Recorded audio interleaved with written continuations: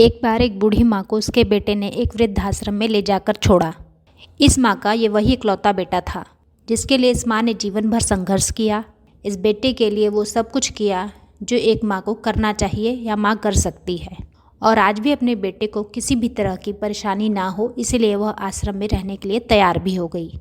वृद्ध आश्रम में रह रही माँ हमेशा अपने बेटे को याद करती रही, मगर बेटा केवल साल में एक बार उससे मिलने को आ जाता या फिर फ़ोन पर बात कर लेता।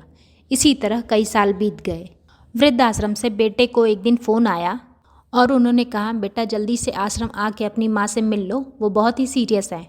बेटा जब अपनी बीमार माँ के पास पहुँचा तब वह अपनी आखिरी सांसें गिन रही थी। बेटे ने अपनी माँ से उसकी आखिरी इच्छा पूछते हुए कहा, माँ मैं तुम्हारे लिए क्या कर सकता हूँ, बताओ। माँ ने कहा, बेटा इस आश्रम में गर्मी और मच्छर बहुत ज़्यादा हैं, यहाँ पर कुछ पंखे लगवा देना। फ्रिज ना होने की वजह से यहाँ पर हम बूढ़ों को कई बार भूखे पेट ही सोना पड़ता है, क्योंकि किसी के द्वारा दिया गया खाना खराब होने से नहीं बच पाता। तो इस आश्रम के लिए एक दो फ्रिज भी खरीद देना।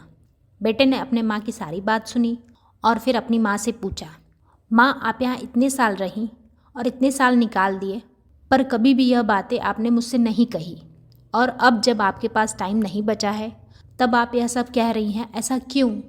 तो माँ ने बेटे को जवाब देते हुए कहा, बेटा मैंने गर्मी, भूख और पीड़ा सहन कर ली, लेकिन मुझे पता है जब तेरे बच्चे तुझे यहाँ पर छोड़ कर जाएंगे तब तू यह सब सहन नहीं कर पाएगा।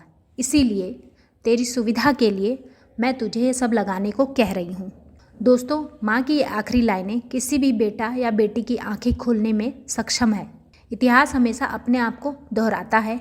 अगर आप चाहते हैं कि आपके साथ अच्छा व्यवहार हो तो आपको भी दूसरों के साथ अच्छा व्यवहार करना पड़ेगा।